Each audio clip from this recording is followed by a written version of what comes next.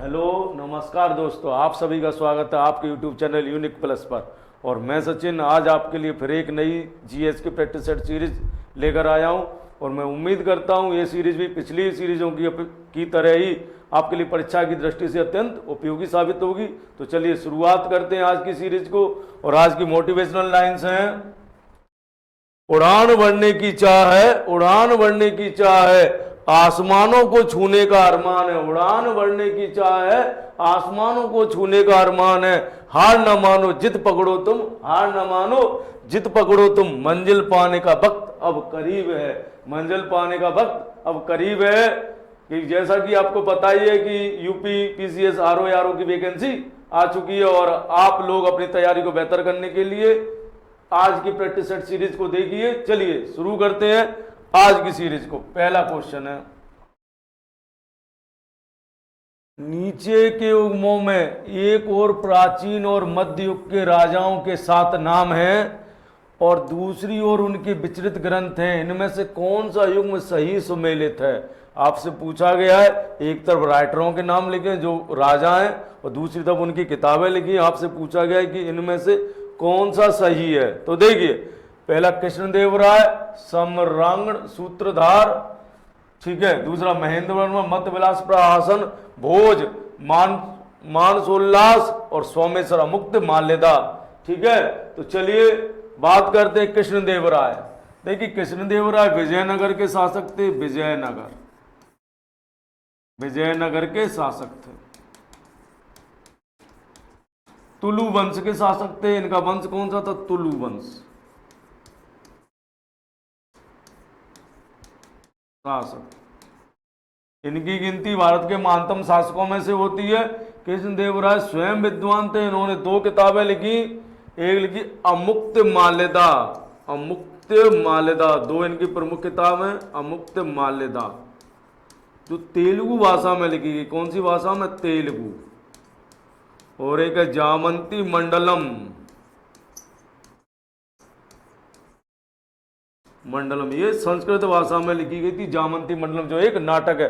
राजा भोज, ये भोज परमार वंश के शासक थे। किस वंश के? परमार वंश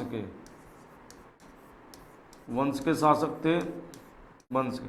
और ये भी विद्वान थे। इन्होंने कई किताबें लिखी। उनमें से महत्वपूर्ण किताबें हैं इनकी सामरंग सूत्रधार, सरस्वती कंठ वरणशील,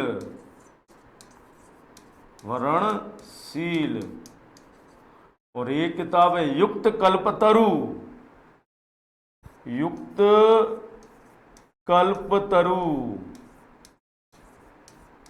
एक किताब है युक्त कल्पतरु, ठीक है। राजा भोज की 3 किताब महत्वपूर्ण, सामरंग सूत्रधार, सरस्वती कंठ वरणशील, युक्त कल्पतरु। जिसमें सामरंग सूत्रधार है वो वास्तुशास्त्र की किताब है। किसकी किताब है? वास्तुशास्त्र की।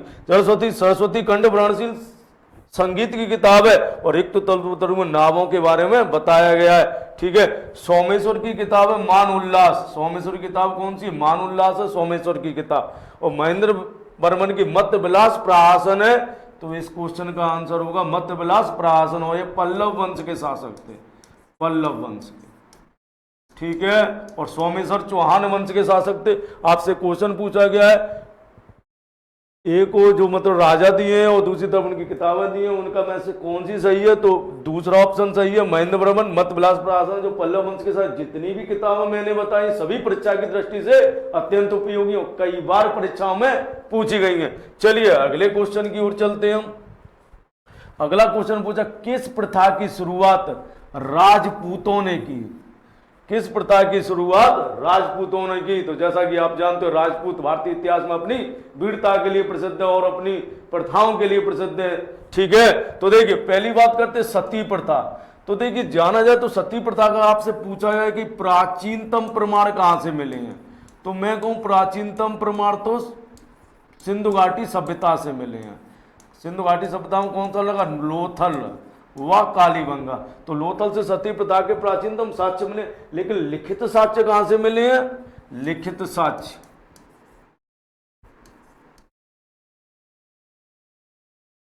लिखित साक्ष्य ये मिले हैं, ये 510 में एरण अवलेख से मिले हैं। 510 ईस्वी में एरण अवलेख से,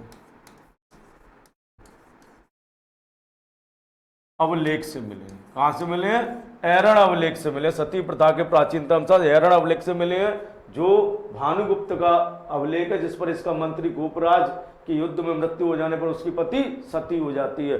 ठीक है, तो सती प्रथा के लिखित साक्ष्य जो प्राचीनतम मिले वो एरण अवलेख से मिले हैं, जो भानुगुप्त का लेख है। ठीक है, दूसरी बात करते हैं जौहर प्रथा। देखिए सती प्रथा में कहता पति मर जाता और पत्नी पति के साथ आत्मदाह कर लेती है, यानी वो जल जाती है, पति के सबके साथ ही जल जाती है। लेकिन जौहर प्रथा में कहते पति युद्ध पर गया होता और वो युद्ध भूमि में मर जाता है, तब उसकी पत्नी या युद्ध भूमि में उसकी हार हो जाती है और उसकी सूचना उसे मिल जाती है पहले ही, तो अपने सभी जो सैनिक हैं जो युद्ध भूमि में मारे गए और रानी उन सबके साथ मिलकर आत्मदाह कर लेती है। उस प्रथा को जौहर प्रथा कहते हैं। देखिए जौहर प्रथा का प्राचीनतम प्रमाण, प्राचीनतम प्रमाण तो सिंधु प्रांत में मिला है, सिंधु प्रांत में। ठीक है, जब राजा दाहिर मोहम्मद बिन कासिम ने आक्रमण किया था, मोहम्मद बिन कासिम ने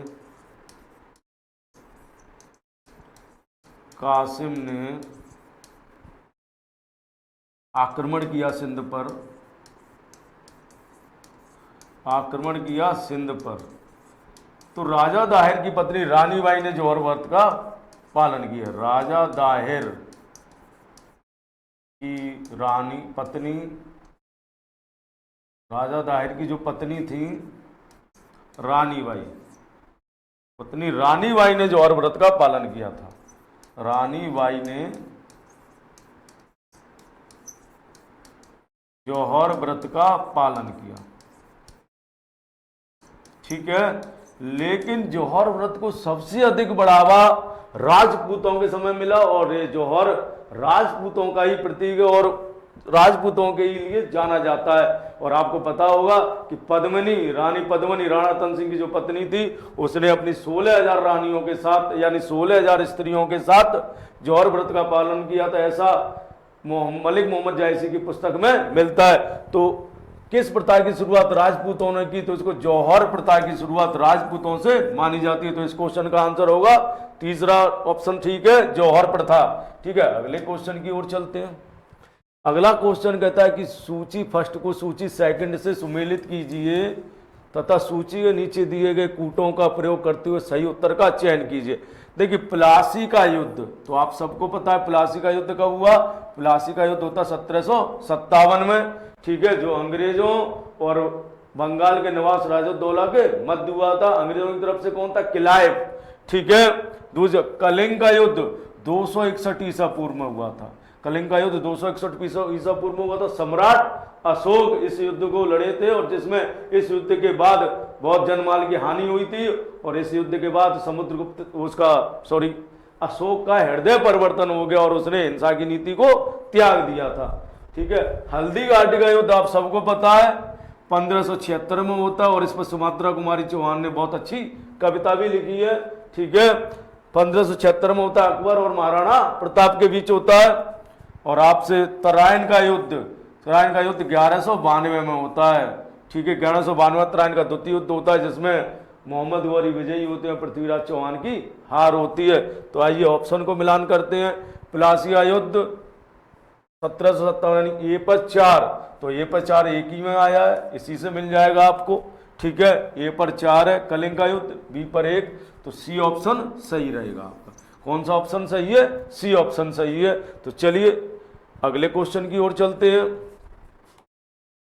अगला क्वेश्चन कहता है कि निम्नलिखित किस शासक ने सर्वप्रथम जजिया कर समाप्त किया? जैनुलाब्दीन, इब्राहिम शाह सारकी, मोहम्मद बिन तुगलक, अकबर। ठीक है, तो आपसे पूछा गया है किसने सबसे पहले जजिया कर को समाप्त किया था?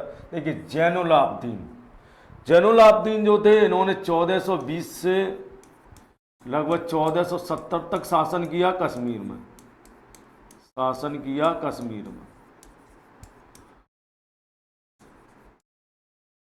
ठीक है, इन्होंने क्या किया? जजिया कर समाप्त कर दिया। जजिया कर समाप्त किया।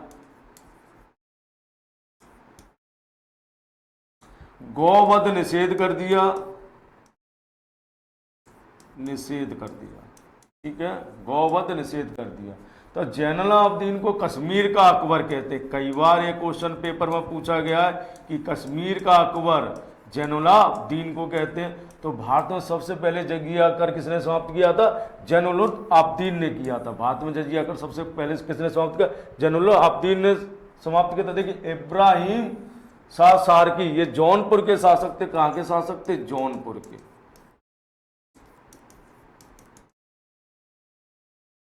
शासक थे। और इन्होंने जौनपुर को शिक्षा का बहुत बड़ा केंद्र बनाया और जौनपुर को इनके समय पूर्व का सिराज कहा जाने लगा। जौनपुर को शिक्षा का केंद्र बनाया, केंद्र बनाया, ठीक है।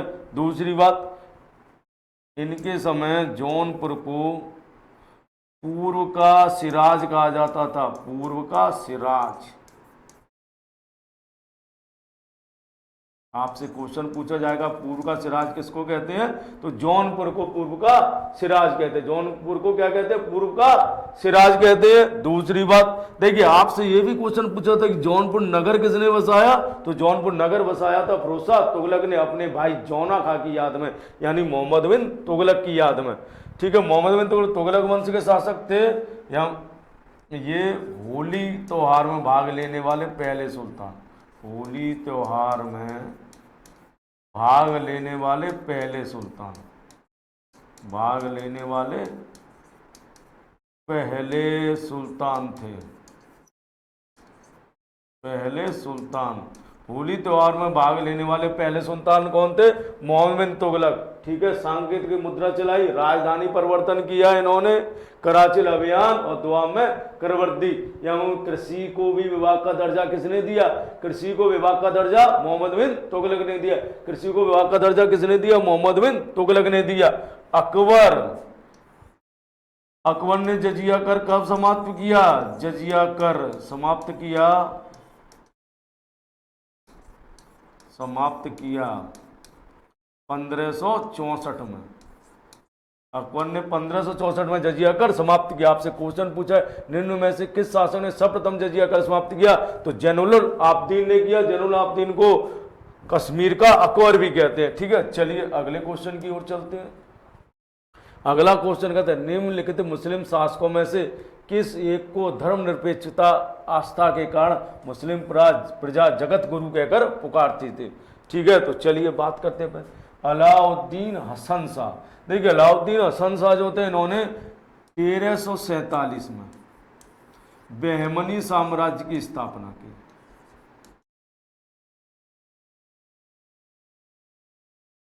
बहमनी साम्राज्य की स्थापना की। देखिए हसन गंगू इनका नाम था, इनका नाम क्या था? हसन गंगू इनका नाम था। और इन्होंने अलाउद्दीन हसन शाह के नाम से 1347 में बहमनी साम्राज्य की स्थापना की। यह भी क्वेश्चन आपसे पूछा जा सकता है कि जब बहमनी साम्राज्य की स्थापना हुई उस समय भारत का सुल्तान कौन था? तो उस समय भारत का सुल्तान मोहम्मद बिन तुगलक थे, ठीक है। इब्राहिम आदिल शाह। देखिए इब्राहिम आदिल शाह बीजापुर के शासक थे। कहाँ के शासक थे? बीजापुर के शासक थे, ठीक है। दूसरी, इनकी धर्मनिरपेक्षता के कारण, इनकी धर्मनिरपेक्षता के कारण इनको क्या कहती थी जनता? जगत गुरु के कारण जगत गुरु कहती थी, अमला बाबा भी कहती थी, ठीक है। तो इस क्वेश्चन का आंसर है इब्राहिम आदिल शाह। देखिए यूसुफ आदिल शाह बीजापुर के संस्थापक।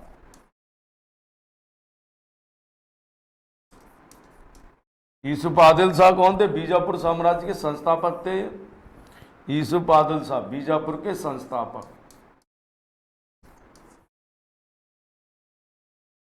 संस्थापक थे, ठीक है। यूसुफ आदिल शाह बीजापुर के संस्थापक थे। बाज बहादुर ये मालवा के शासक थे। कहाँ के शासक थे? मालवा के, जिन्हें अकबर ने पराजित कर दिया था। मालवा के शासक, और बाद में इनसे नगाड़ा बजाना सीखा और अपना गुरु बना लिया था, ठीक है। बाज बहादुर कहाँ थे? मालवा के। आपसे क्वेश्चन पूछा गया कि निम्नलिखित मुस्लिम शासकों में से किसको एक को उसकी धर्मनिरपेक्षता के कारण मुस्लिम प्रजा जगत गुरु कहकर पुकारती थी? तो इब्राहिम आदिल शाह को जगत गुरु कहकर पुकारती थी। ठीक है, चलिए अगले क्वेश्चन की ओर चलते हैं। काम रूप में वैष्णव धर्म को लोकप्रिय बनाया, कामरूप यानी असम। ठीक है, आपसे पूछा गया है कि असम में वैष्णव धर्म को लोकप्रिय किसने बनाया? असम में वैष्णव धर्म को यानी कामरूप में, तो कामरूप में लोकप्रिय बनाया शंकर देव ने। किसने बनाया? शंकर देव ने लोकप्रिय बनाया। किसने बनाया? शंकर देव ने। ठीक है, और शंकर देव ने ही किसका? शास्त्रीय नृत्य भी इन्हीं की देन है, शंकर देव की। ठीक है, चैतन्य महाप्रभु कहाँ के थे? बंगाल के, बंगाल। ठीक है, और इनका था संकीर्तन, संकीर्तन करते थे। ये भी वैष्णव संत थे। कैसे संत थे? वैष्णव संत। भगवान विष्णु की उपासना यानी भगवान श्री कृष्ण का चैतन्य यानी संकीर्तन यानी कीर्तन, इन्होंने ही शुरुआत की थी कीर्तन की। ठीक है, रामानंद, रामानंद जो है ये उत्तर भारत में भक्ति आंदोलन के प्रणेता, या मैं कहूं उत्तर भारत में भक्ति आंदोलन लाए थे, आंदोलन लाए। ठीक है, दक्षिण भारत से उत्तर भारत में भक्ति आंदोलन कौन लाए? रामानंद लाए थे। और इन्हीं के शिष्य थे कबीर, इन्हीं के शिष्य थे कबीर रैदास। ठीक है, निम्बकाचार्य ये महाराष्ट्र के संत थे। कहाँ के संत थे? महाराष्ट्र के, निम्बकाचार्य। और इनका सिद्धांत था द्वैतावाद, इनका सिद्धांत द्वैतावाद। ठीक है, निम्बकाचार्य का। आपसे क्वेश्चन पूछा गया कामरूप में वैष्णव धर्म को लोकप्रिय किसने बनाया? शंकर देव ने बनाया। और इनका एक शास्त्रीय नृत्य भी है, शास्त्रीय नृत्य भी इन्होंने ही शुरू किया। ठीक है, चलिए अगले क्वेश्चन की ओर चलते हैं। अगला क्वेश्चन आपसे पूछा, निम्नलिखित में से कौन भारत के राष्ट्रपति के निर्वाचन हेतु निर्वाचक गण में सम्मिलित नहीं है? क्या पूछा गया? सम्मिलित नहीं है। तो देखिए, लोकसभा के निर्वाचित सदस्य, राज्यसभा के निर्वाचित सदस्य, राज्यों की विधान सभाओं के निर्वाचित सदस्य और राज्यों की विधान परिषदों के निर्वाचित सदस्य। तो राज्यों की विधान परिषदों के निर्वाचित सदस्य राष्ट्रपति के निर्वाचक गण में शामिल नहीं है। राष्ट्रपति का निर्वाचक गण आर्टिकल 52 में दिया गया, 54 में दिया गया। आर्टिकल 54 में राष्ट्रपति का निर्वाचक गण दिया गया है, और जिसमें कहा गया है कि लोकसभा, राज्यसभा और विधानसभाओं के निर्वाचित सदस्य राष्ट्रपति के चुनाव में मतदान करेंगे, मनोनीत नहीं। ठीक है, तो राष्ट्रपति के चुनाव में लोकसभा, राज्यसभा और राज्यों की विधानसभाओं के निर्वाचित सदस्य भाग लेते हैं, मनोनीत सदस्य भाग नहीं लेते। यह आर्टिकल 54 में दिया गया है। ठीक है, जबकि उपराष्ट्रपति के चुनाव में लोकसभा और राज्यसभा के सिर्फ सभी सदस्य भाग लेते। जैसे मैं लिख दूं, राष्ट्रपति प्रेसिडेंट के चुनाव में लोकसभा प्लस राज्यसभा प्लस विधानसभा के निर्वाचित सदस्य भाग लेते हैं। ठीक है, कौन भाग लेते हैं? निर्वाचित सदस्य भाग लेते हैं। चलिए अगले क्वेश्चन की ओर चलते हैं। अगला क्वेश्चन कहता है कि संघीय, नीचे दो वक्तव्य दिए गए हैं। संघीय कार्यपालिका का मुखिया भारत का राष्ट्रपति होता है। संघीय कार्यपालिका का मुखिया भारत का राष्ट्रपति होता है। राष्ट्रपति की शक्तियों की कोई सीमा नहीं होती है। उपयुक्त संदर्भ में कौन सा सही है? देखिए, ए आर दोनों सही है और आर सही है। ए मतलब आर सही स्पष्टीकरण है ए का, ए आर दोनों सही है और आर सही स्पष्टीकरण नहीं है ए का। ए सही है किंतु आर गलत है, ए गलत है किंतु आर सही है। तो देखिए, बात करते हैं संघीय कार्यपालिका का मुखिया राष्ट्रपति होता है, बिल्कुल सही है। ठीक है, आर्टिकल 53 कहता है कि कार्यपालिका की समस्त शक्ति किसमें निहित होगी? राष्ट्रपति में निहित होगी। आर्टिकल 53 ये बात कहता है। आर्टिकल 53 कहता है कि संघीय कार्यपालिका की समस्त शक्ति राष्ट्रपति में निहित होगी। तो संघीय कार्यपालिका का मुखिया कौन है? राष्ट्रपति है, बिल्कुल सही। लेकिन राष्ट्रपति की शक्तियों की कोई सीमा नहीं है, ये बात गलत है। क्योंकि आर्टिकल 74 कहता है कि राष्ट्रपति मंत्रिपरिषद की सलाह पर कार्य करेगा, यानी मंत्रिपरिषद जो सलाह देगी उस पर कार्य करेगा। बहुत अधिक है कि राष्ट्रपति मंत्रिपरिषद की सलाह को एक बार पुनः विचार के लिए वापस भेज सकता है, लेकिन अगर मंत्रिपरिषद उस सलाह को पुनः पारित कर देती है तो राष्ट्रपति उस सलाह को मानने के लिए बाध्य है।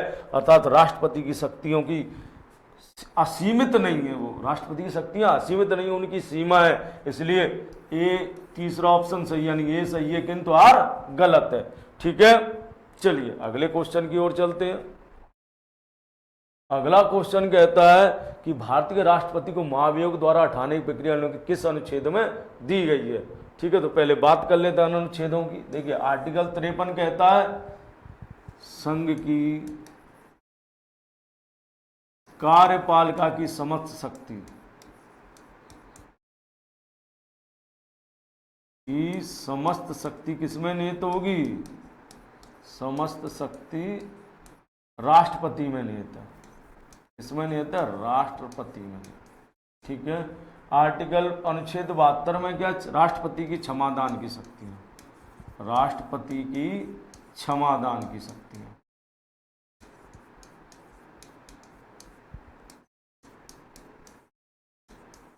शक्तियां, ठीक है। आइए आर्टिकल 123, आर्टिकल 123 में राष्ट्रपति के अध्यादेश जारी करने की शक्ति, राष्ट्रपति के अध्यादेश जारी करने की शक्ति, जारी करने की शक्ति। ठीक है, और आर्टिकल 61 में राष्ट्रपति का महाभियोग, राष्ट्रपति पर महाभियोग।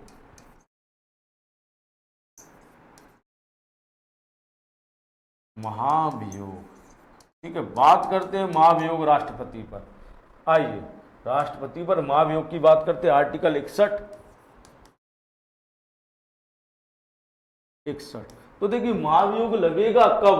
पहली बात, महाभियोग में कहा गया है यदि राष्ट्रपति संविधान का अतिक्रमण करता है। अर्थ क्या है? राष्ट्रपति संविधान का अतिक्रमण करता है, अतिक्रमण करता है। अगर राष्ट्रपति संविधान का अतिक्रमण करता है तो उस पर महाभियोग लगाया जा सकता है। ठीक है, दूसरी बात, लोकसभा और राज्यसभा महाभियोग का प्रस्ताव किसी भी सदन में पहले ला सकते हैं। ठीक है, महाभियोग का प्रस्ताव आप किसी भी सदन में पहले ला सकते हैं। जिस सदन में भी लाएंगे 14 दिन पूर्व सूचना देनी होगी, 14 दिन पूर्व सूचना। दूसरी बात, 1/4 सदस्यों से प्रस्तावित, सदस्यों से प्रस्तावित, यानी जो सूचना दी जाएगी वो 1/4 सदस्यों से प्रस्तावित होगी। ठीक है, तब वो महाभियोग लाया जाएगा। दूसरी बात, जब महाभियोग का प्रस्ताव लाया जाएगा, महाभियोग का प्रस्ताव 2/3 सदस्यों से पारित होना चाहिए, यानी कुल सदस्यों के 2/3 बहुमत से पारित, बहुमत से पारित। ठीक है, 2/3 बहुमत से पारित होगा तो यहां से कहां पहुंचेगा? फिर राज्यसभा में जाएगा, और जो राज्यसभा है ये एक जांच समिति बनाएगी। क्या बनाएगी? जांच समिति बनाएगी। और इस जांच समिति में, जांच समिति के समक्ष राष्ट्रपति अपना पक्ष रख सकता है, अपना पक्ष रख सकता है।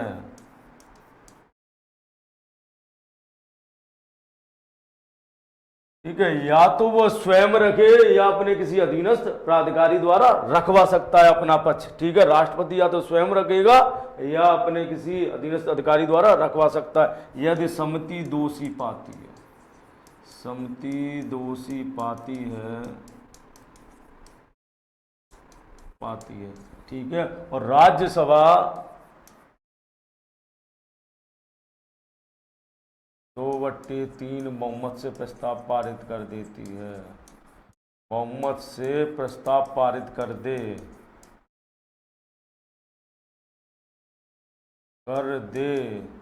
तो उसी समय से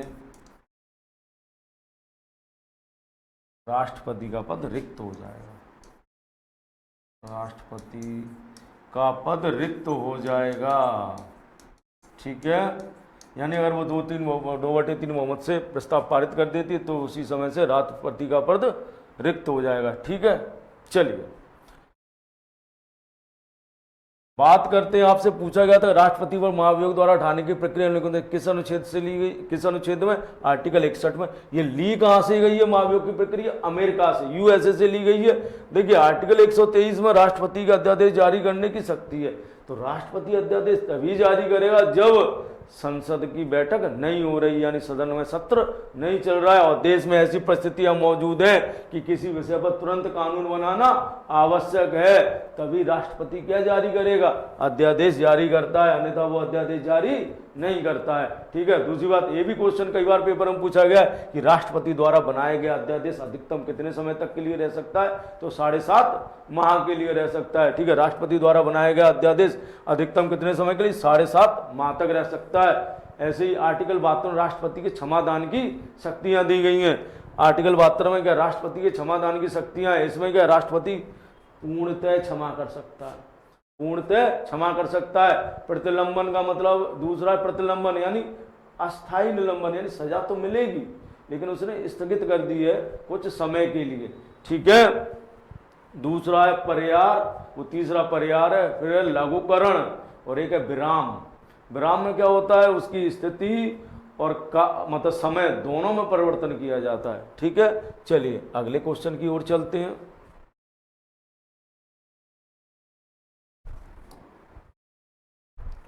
निम्नलिखित में से कौन सा भारत के राष्ट्रपति के निर्वाचक गण का तो भाग होता है परंतु उनके महाभियोग अधिकरण का भाग नहीं होता? यानी राष्ट्रपति के चुनाव में तो वोट देगा लेकिन जब राष्ट्रपति को महाभियोग लगाया जाएगा तो उसका भाग नहीं होता है। तो जैसे कि मैंने अभी आपको बताया था कि निर्वाचन में कौन है? लोकसभा प्लस राज्यसभा प्लस विधानसभा। ठीक है, लेकिन महाभियोग में कौन भाग लेता है? सिर्फ लोकसभा प्लस राज्यसभा। लोकसभा प्लस राज्यसभा भाग लेती है महाभियोग में, राज्यसभा। ठीक है, अभी बताया आपको। लेकिन कौन भाग नहीं लेता है? विधानसभा भाग नहीं लेती। कौन नहीं लेती? विधानसभा। ठीक है, भाग नहीं। विधान परिषद तो ना तो निर्वाचक गण का भाग होती है और ना ही महाभियोग का भाग होती है, लेकिन विधानसभा जो निर्वाचक गण का भाग होती है लेकिन महाभियोग अधिकरण का भाग नहीं होती। इसलिए इसका आंसर कौन सा? चौथा ऑप्शन बिल्कुल सही है, विधानसभा। ठीक है, चलिए अगले क्वेश्चन की ओर चलते हैं। अगला क्वेश्चन आपसे कहता है कि सर्वसम्मति से निर्वाचित राष्ट्रपति कौन थे? यानी जो सर्वसहमति से चुने गए। अब तक एक ही बार ऐसा हुआ है कि सर्वसहमति से राष्ट्रपति चुने गए हैं, तो वो थे एन संजीवा रेड्डी। नीलम संजीवा रेड्डी जो थे सर्वसम्मति से राष्ट्रपति चुने गए थे और इनका ड्यूरेशन था 1977 से 1982 तक ये रहते हैं। ठीक है, 1977 से 1982 तक रहे थे और ये पहले या मैं कहूँ एकमात्र ऐसे राष्ट्रपति हैं जो निर्वाचित हुए थे सर्वसहमति से, यानी निर्विरोध चुने गए थे। नीलम संजीवा रेड्डी निर्विरोध चुने गए थे। एस राधाकृष्णन भारत के पहले उपराष्ट्रपति, भारत के पहले उपराष्ट्रपति हैं। कौन है? एस राधाकृष्णन भारत के पहले उपराष्ट्रपति। दूसरी बात, एस राधाकृष्णन भारत के दूसरे राष्ट्रपति, व्यक्ति के तौर पर दूसरे राष्ट्रपति। ठीक है, दूसरी बात, ये शिक्षक थे, यानी शिक्षक थे,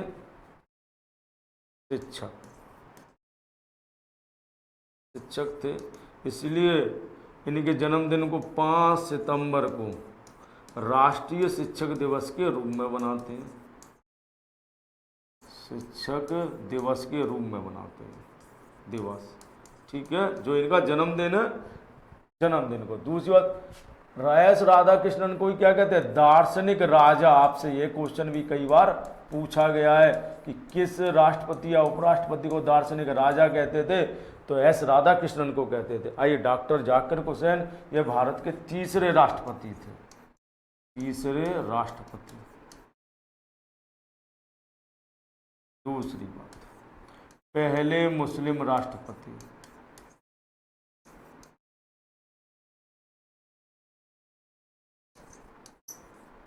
तीसरा,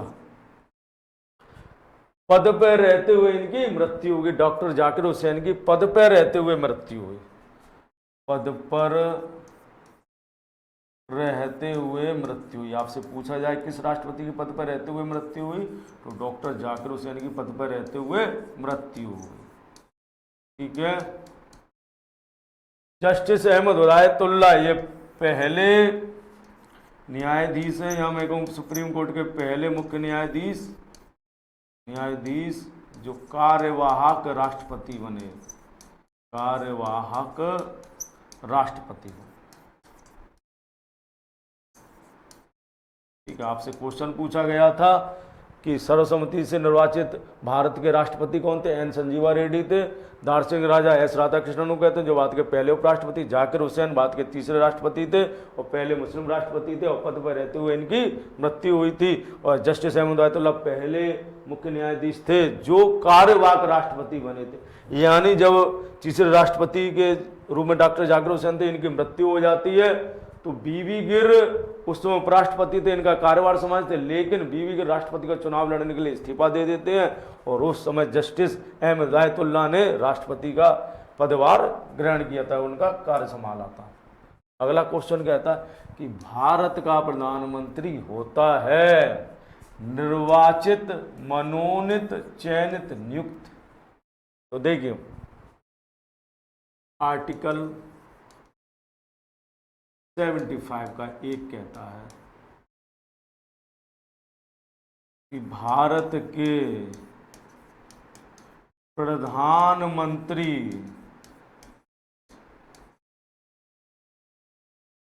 की नियुक्ति, भारत के प्रधानमंत्री की नियुक्ति राष्ट्रपति करेगा। ठीक है। भारत के प्रधानमंत्री की नियुक्ति कौन करेगा, राष्ट्रपति करेगा। तो भारत का प्रधानमंत्री कैसा होता है, नियुक्त होता है। संविधान में लिखा हुआ है भारत का प्रधानमंत्री कैसा होता है, नियुक्त होता है। ठीक है। तो नियुक्ति कौन करता है, राष्ट्रपति करता है। देखिए बात आती है, आप कहोगे कि निर्वाचित होता है, तो देखिए आपको मैं बता दूं, हम प्रधानमंत्री के लिए वोट नहीं करते, हम सांसद को चुनते हैं। किसको चुनते हैं, सांसद को। जैसे हमारे देश के वर्तमान प्रधानमंत्री श्री नरेंद्र मोदी जी हैं, लेकिन नरेंद्र मोदी जी को भाई सिर्फ बनारस के लोगों ने तो वोट किया था, अन्य जगह के लोगों ने तो वोट किया नहीं। जैसे आप कहिए कि आगरा के लोगों ने, मथुरा के लोगों ने, जयपुर के लोगों ने, उन्होंने तो अपने क्षेत्र के सांसद को चुना था ना। इलाहाबाद के लोगों ने भाई नरेंद्र मोदी को थोड़ी वोट किया था, उन्होंने अपने क्षेत्र के सांसद को चुना था। कि व्यवहार में चाहे जो भी रहे, संविधान में यही लिखा है कि नियुक्त होता है। अब आप कहोगे कि भाई चेहरा तो नरेंद्र मोदी का था, उससे कोई मतलब नहीं। संविधान क्या कहता है, नियुक्त। तो नियुक्त होता है, कौन करता है, राष्ट्रपति करता है। निर्वाचित नहीं होता, निर्वाचित तो सांसद होते हैं, लोकसभा सदस्य निर्वाचित होते हैं। ठीक है। चलिए अगले क्वेश्चन की ओर चलते हैं। अगला क्वेश्चन कहता है ग्रीष्मकालीन मानसून के प्रवाह की सामान्य दिशा क्या होती है। तो देखिए इधर भारत में जो मानसून है वो ये जो व्यापारिक पवनें चलती है, ट्रेड विंड्स, ये ट्रेड विंडें इस रेखा को पार करके आती हैं। ये ट्रेड विंडें विषुवत रेखा को पार करके आती हैं और भारत में जब निम्न वायुदाब होता है तो इसकी ओर मुड़ जाती हैं। और इन पवनों की दिशा दक्षिण पश्चिम से उत्तर पूर्व की ओर होती है। यहाँ टकराती हैं और यहाँ से कुछ इधर चली जाती हैं। ठीक है। तो दिशा किस तरफ है, देखिए नॉर्थ साउथ, और इधर है तुम्हारा वेस्ट और इधर है ईस्ट। ठीक है। और इन पवनों की दिशा कैसे है, ऐसे है। तो इधर क्या है, नॉर्थ ईस्ट है, और इधर क्या है, साउथ वेस्ट है। ठीक है। तो इन पवनों की दिशा दक्षिण पश्चिम से उत्तर पूर्व की ओर होती है। तो सही आंसर होगा चौथा आंसर सही है। यानी भारत में ग्रीष्मकालीन जो मानसून का प्रवाह की सामान्य दिशा होती है दक्षिण पश्चिम से उत्तर पूर्व की ओर होती है। पेपर में कई बार ये भी क्वेश्चन पूछा गया है कि भारत में सबसे अधिक वर्षा किस मानसून के द्वारा होती है, तो दक्षिण पश्चिम मानसून के द्वारा भारत में सबसे अधिक वर्षा होती है। ठीक है। चलिए अगले क्वेश्चन की ओर चलते हैं। अगला क्वेश्चन कहता है कि भारत में सबसे कम वर्षा वाला स्थान कौन सा है। तो देखिए सबसे कम वर्षा वाला स्थान लेह है। ठीक है, क्योंकि याद रखिए जहाँ कम तापमान होता है वर्षा के लिए प्रतिकूल स्थिति होती है, और लेह लद्दाख में पड़ता है और वहाँ हिमालय क्षेत्र में, और इस क्षेत्र में तापमान अत्यंत कम रहता है, तो यहाँ वर्षा के लिए प्रतिकूल स्थिति रहती है और यहाँ वर्षा कम होती है। भारत में सबसे अधिक वर्षा कहाँ होती है? चेरापूंजी में सबसे अधिक वर्षा, मेघालय राज्य में स्थित है ये, सबसे अधिक वर्षा होती है, अधिक वर्षा चेरापूंजी में होती है। ठीक है, किस राज्य में? ये मेघालय में। जैसा कि आपको पता ही मेघालय यानी मेघों का घर, यहाँ 3 पहाड़ियाँ गारो, खासी, जयंतिया, और उन्हीं पहाड़ियों से टकरा कर यहाँ सबसे अधिक वर्षा होती है। लेह किस राज्य में? लद्दाख में। ठीक है, और यहाँ भारत में सबसे कम वर्षा होती है, वर्षा लद्दाख के बाद सबसे कम वर्षा जैसलमेर में होती है। ठीक है, लेकिन लेह में सबसे कम वर्षा होती है। ठीक है, क्योंकि यहाँ तापमान अत्यंत कम रहता है, तापमान जहाँ अत्यंत कम होता है वहाँ वर्षा के लिए प्रतिकूल स्थिति होती है। चलिए अगले क्वेश्चन की ओर चलते हैं। अगला क्वेश्चन कहता है कि भारत के उत्तरी मैदान शीत ऋतु में वर्षा होती है। तो देखिए जान लीजिए, पहले हम बात करते हैं वर्षा की। देखिए वर्षा 3 प्रकार की होती है। एक होती है संवहनी वर्षा, और एक होती है मानसूनी वर्षा, और एक होती है वाताग्री वर्षा। वाताग्री वर्षा, फॉन्टल रेन बोलते हैं इसको, वाताग्री वर्षा, वाताग्री वर्षा। तो देखिए संवहनी जो वर्षा होती है, ये वर्षा ग्रीष्म ऋतु में होती है। संवहनी वर्षा कब होती है? ग्रीष्म ऋतु में होती है संवहनी वर्षा। ठीक है, यानी जब तापमान अधिक होता है, यानी ये सूरज तापमान अधिक होगा तो यहाँ से जो वायु ऊपर चली जाती है, वायु ऊपर चली जाती है तो यहाँ क्या बन जाता है? निम्न वायुदाब। और जब निम्न वायुदाब बन जाता है तो वर्षा के लिए अनुकूल स्थिति हो जाती है, और तुरंत यहाँ क्या होने लगती है? वर्षा होने लगती है। ठीक है, बादलों से जो वर्षा होने लगती है, ऐसी वर्षा को संवहनी वर्षा कहते हैं। यानी ग्रीष्म ऋतु में जो वर्षा होती है वो संवहनी वर्षा कहलाती है, और मानसूनी वर्षा वर्षा ऋतु में होती है जो व्यापारिक पवनों द्वारा होती है, और ये दक्षिण पश्चिम मानसून द्वारा भारत में होती है। और भारत में जो शीत ऋतु में वर्षा होती है वाताग्री वर्षा होती है, और ये वर्षा पश्चिमी विक्षोभ के कारण होती है। किसके कारण होती है? पश्चिमी विक्षोभ के कारण होती है। तो पश्चिमी विक्षोभ के कारण शीत ऋतु में वर्षा होती है। बंगाल की खाड़ी और अरब सागर से जो वर्षा होती है वो मानसूनी वर्षा होती है, मानसूनी वर्षा होती है। ठीक है, और लौटते हुए मानसून यानी उत्तर पूर्वी मानसून भी कहते हैं इसे, उत्तर पूर्वी मानसून, मानसून। और इसके द्वारा जो वर्षा होती है वो कोरोमंडल तट पर होती है। कहाँ होती है? कोरोमंडल तट पर होती है, कोरोमंडल तट पर होती है, तमिलनाडु में होती है, और यह वर्षा भी शीत ऋतु में होती है। ठीक है, आपसे ये भी क्वेश्चन इस तरीके से पूछा जाता है कि शीत ऋतु की रात में अगर तापमान बढ़ने लगे तो वो किसका संकेत है? अगर शीत ऋतु की रात में तापमान बढ़ता है रात्रि में तो पश्चिमी विक्षोभ के आने का संकेत होता है। ठीक है, तो शीतकालीन वर्षा किसके कारण होती है? पश्चिमी विक्षोभ के कारण होती है। इसे वाताग्री वर्षा भी कहते हैं। कौन सी वर्षा कहते हैं? वाताग्री वर्षा कहते हैं इसे। ठीक है, चलिए अगले क्वेश्चन की ओर चलते हैं। अगला क्वेश्चन कहता है कि रेंगुर किसका नाम है, यानी रेंगुर किस मिट्टी का नाम है। तो देखिए रेंगुर जो है काली मिट्टी को कहते हैं। किसको कहते हैं? रेंगुर काली मिट्टी को कहते हैं। आइए, काली मिट्टी को रेंगुर कहते हैं। काली मिट्टी स्वतः जुताई वाली मृदा भी कहते हैं इसे, जुताई वाली मृदा। ठीक है, ये सूख जाती है तो इसमें ये चटक जाती है, इसलिए इसे स्वतः जुताई वाली मृदा भी कहते हैं। स्वतः जुताई वाली मृदा कहते हैं क्योंकि ये चटक जाती है, इसलिए इसको स्वतः जुताई वाली मृदा कहते हैं। दूसरी बात, कपास की खेती के लिए ये उपयुक्त होती है। किसकी खेती के लिए? कपास की खेती के लिए।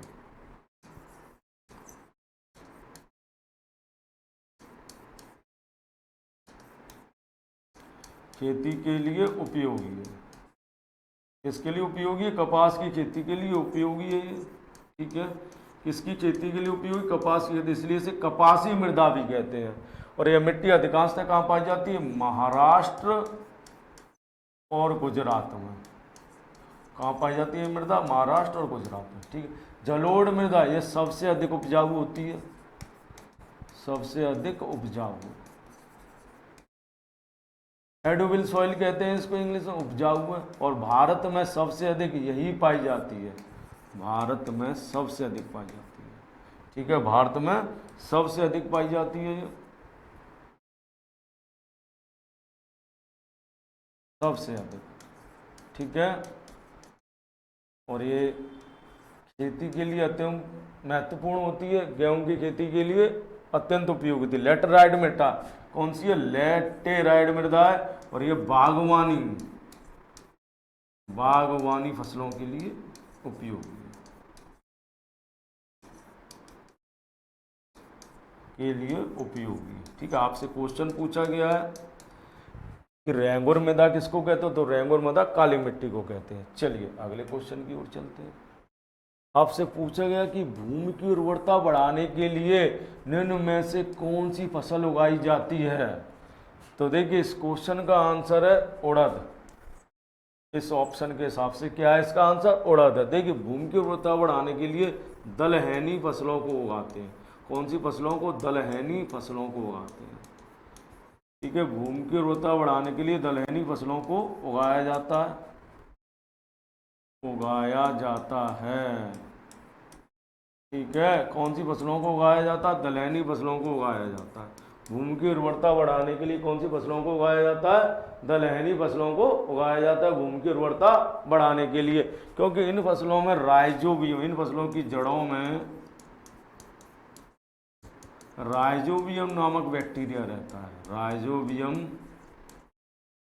नामक बैक्टीरिया रहता है, राइजोबियम नामक बैक्टीरिया यानी जीवाणु रहता है। ठीक है, और ये क्या करता है? नाइट्रोजन का स्थिरीकरण कर देता है, नाइट्रोजन का स्थिरीकरण कर देता है। ठीक है, कर देता है, जिससे भूमि में नाइट्रोजन की कमी पूरी हो जाती है, जिससे भूमि में नाइट्रोजन की कमी पूरी हो जाती है, की कमी पूरी हो जाती है। ठीक है, आपसे क्वेश्चन पूछा गया था कि भूमि की उर्वरता बढ़ाने के लिए इनमें से कौन सी फसल उगाई जाती है, तो उड़द की फसल उगाई जाती है। ठीक है, चावल जो है विश्व में सबसे अधिक भूमि पर होने वाली फसल है, या मैं कहूँ विश्व में सबसे अधिक खाई जाने वाली फसल कौन सी है? चावल है। ठीक है, चलिए आइए अगला क्वेश्चन आपसे पूछा गया कि निम्नलिखित में से किस राज्य में नलकूपों द्वारा सिंचित भूमि क्षेत्र सबसे अधिक है? तो देखिए सबसे अधिक नलकूपों द्वारा सिंचाई उत्तर प्रदेश में होती है। सबसे अधिक नलकूपों द्वारा सिंचाई कहाँ होती है? उत्तर प्रदेश में होती है। यदि आपसे क्वेश्चन पूछे प्रतिशत में, तो प्रतिशत में पंजाब में सबसे अधिक सिंचित भूमि प्रतिशत में पूछा जाए, और वैसे नलकूपों द्वारा सबसे अधिक सिंचित भूमि का उत्तर प्रदेश में है। चलिए आइए, आपसे पूछा कि मायोपिया यानी निकट दृष्टि दोष की रोग मुक्ति कैसे होगी? देखिए निकट दृष्टि दोष में क्या होता है? व्यक्ति को निकट की वस्तु तो दिखाई देती है, निकट की वस्तु तो दिखाई देती है। ठीक है, देती है, परंतु क्या होता है इसमें? दूर की वस्तु दिखाई नहीं देती, दूर की वस्तु दिखाई नहीं देती। ठीक है, दिखाई नहीं देती। तो इसको दूर करने के लिए किस लेंस का प्रयोग करते हैं? अवतल लेंस का। किस लेंस का प्रयोग करते हैं? अवतल लेंस का। ठीक है, कौन से लेंस का प्रयोग करते हैं? अवतल लेंस का प्रयोग करते हैं। ऐसे ही आपसे पूछा जाए कि दूर दृष्टि दोष, यदि किसी को दूर दृष्टि दोष हो गया है तो क्या करे वो? तो देखिए दूर दृष्टि दोष में दूर की वस्तु तो दिखाई देती है, लेकिन पास की वस्तु दिखाई नहीं देती। दूर की वस्तु स्पष्ट दिखाई देती है,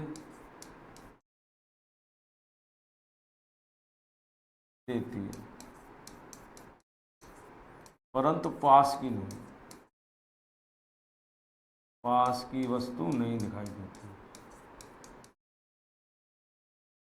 तो इसको दूर करने के लिए किस लेंस का प्रयोग करते हैं? उत्तल लेंस का। अवतल लेंस का प्रयोग करते हैं, ठीक है। जबकि सिलेंड्रिकल लेंस का प्रयोग अबिंदुकता में किया जाता है। अबिंदुकता दूर करने के लिए कौन सी लेंस का प्रयोग करते हैं? Cylindrical lens. तो इस क्वेश्चन का आंसर पूछा गया निकट दृष्टि रोग मुक्ति के लिए, तो अवतल लेंस का प्रयोग करें। कौन से लेंस का प्रयोग करेंगे? अवतल लेंस का प्रयोग करेंगे निकट दूर दृष्टि रोग मुक्ति के लिए, ठीक है। चलिए अगले क्वेश्चन की ओर चलते हैं। अगला क्वेश्चन आपसे कहता है कि मनुष्य की आंख में से किसी वस्तु का प्रतिबिंब बनता है, यानी मनुष्य की आंख पर किसी वस्तु का प्रतिबिंब बनता है। तो देखिए प्रतिबिंब बनता है रेटिना पर। किस पर बनता है? रेटिना पर प्रतिबिंब बनता है। मनुष्य की आंख पर प्रतिबिंब किस पर बनता है? रेटिना पर बनता है, ठीक है। मनुष्य की आंख में प्रतिबिंब किस पर बनता है? रेटिना पर बनता है। कॉर्निया, ये मनुष्य की आंख का वह भाग है जो नेत्रदान में दान किया जाता है। नेत्रदान में दान किया जाने वाला भाग या जाने वाला भाग है, ठीक है। आइरिस, ये आंख के कलर को निर्धारित करती है कि आपकी आंख का कलर कैसा होगा, ठीक है, ब्राउनिश होगा, कैसा होगा, ये आंख के कलर यानी रंग को निर्धारित करती है,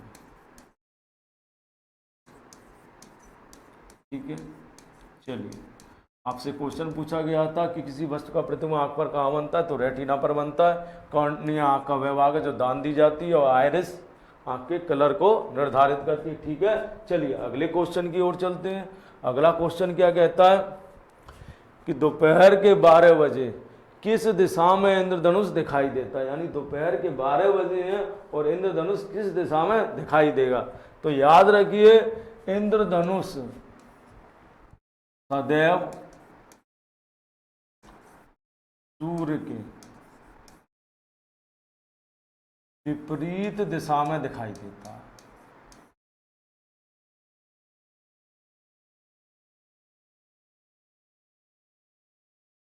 दिखाई देता है अर्थात यदि सूर्य पूरब में है, पूरब में, तो इंद्रधनुष कहाँ बनेगा? इंद्रधनुष पश्चिम में। कहाँ बनता है? पश्चिम में। रेनबो कहाँ बनेगा? पश्चिम में। यदि सूरज पश्चिम में, सूर्य यानी शाम का समय, सूरज कब? पश्चिम में, ठीक है। तो इंद्रधनुष कहाँ बनेगा? पूरब में,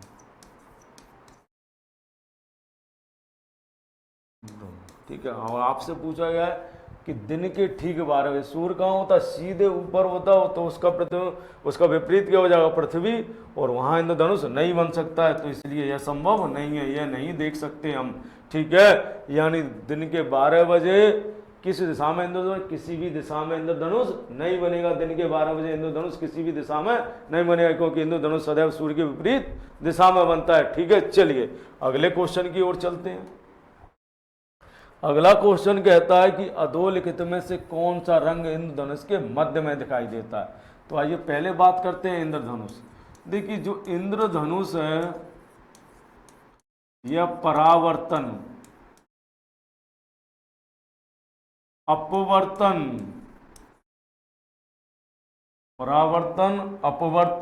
वर्ण विक्षेपण, इंद्रधनुष जो है परावर्तन, अपवर्तन, वर्ण विक्षेपण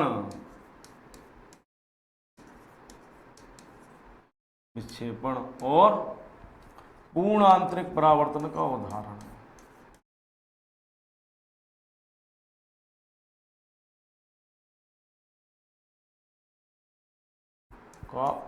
है। ठीक है, इन सब का क्या है? उदाहरण है। अब आपसे पूछा गया कि इंद्रधनुष के मध्य में कौन सा रंग बनेगा? तो देखिए इंद्रधनुष में रंग कितने होते हैं? 7 होते हैं। कितने रंग होते हैं? 7 होते हैं, ठीक है। तो देखिए सबसे नीचे होता है बैगनी, फिर होता है आसमानी, इंडिगो, बैगनी, आसमानी,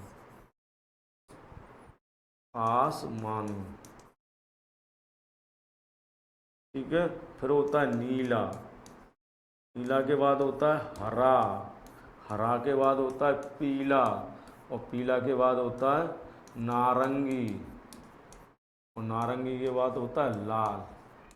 ठीक है, तो 3 इधर हो गए, 1 2 3 इधर हो गए, तो मध्य में कौन सा, ग्रीन बचा। ठीक है, तो कौन सा रंग होगा, हरा रंग होगा। ठीक है, दूसरा देखिए, लाल रंग की तरंग दैर्घ्य सबसे अधिक होती है, इसलिए उसका विकिरण सबसे कम होता है, और बैंगनी रंग की तरंग दैर्घ्य सबसे कम होती है, इसलिए उसका स्कैटरिंग यानी विकिरण सबसे ज्यादा होता है। अगला क्वेश्चन आपसे कहता है कि खाद्य पदार्थों के परिरक्षण हेतु, खाद्य पदार्थों के परिरक्षण हेतु निम्न में से किस रसायन का प्रयुक्त किया जाता है, यानी खाद्य पदार्थों के परिरक्षण हेतु किस रसायन का प्रयोग किया जाता है। तो पहले बात करते थे कि जिंक फॉस्फेट, जिंक फॉस्फेट का प्रयोग कुतरने वाले जानवरों को नष्ट करने के लिए, वाले जानवरों को नष्ट करने के लिए, नष्ट करने के लिए किया जाता है।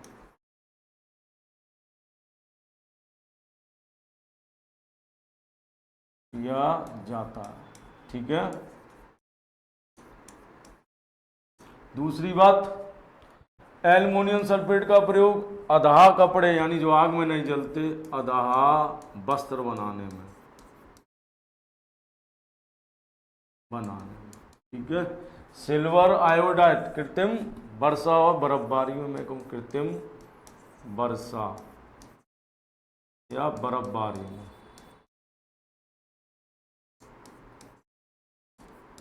बारी में किया जाता है।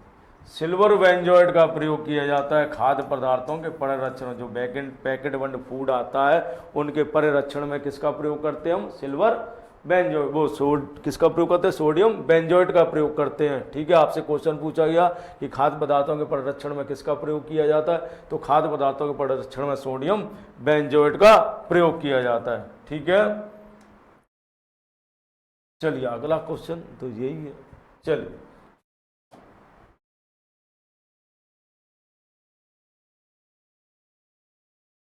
तो दोस्तों मैं उम्मीद करता हूँ आपको आज का सेशन पसंद आया होगा, और मैं आपको बताऊं कि यूपी आरओ एआरओ की वैकेंसी आ चुकी है, और उस परीक्षा के लिए भी ये सीरीज अत्यंत उपयोगी साबित होगी।